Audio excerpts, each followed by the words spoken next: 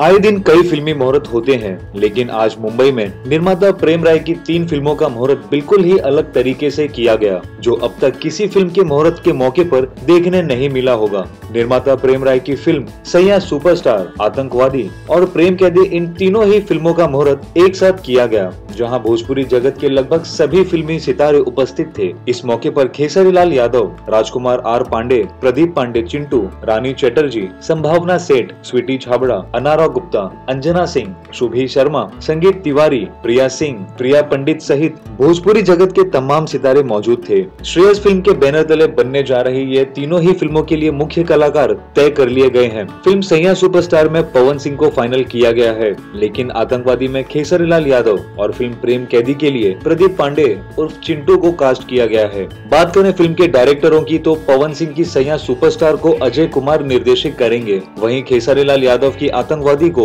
M.I. राज direct करेंगे और प्रदीप पांडे उर्फ चिंटू की प्रेम कैदी को चंदन उपाध्याय निर्देशित करेंगे। भोजपुरी जगत की अन्य खबरों के लिए सब्सक्राइब करें हमारा चैनल स्पाइसी भोजपुरी।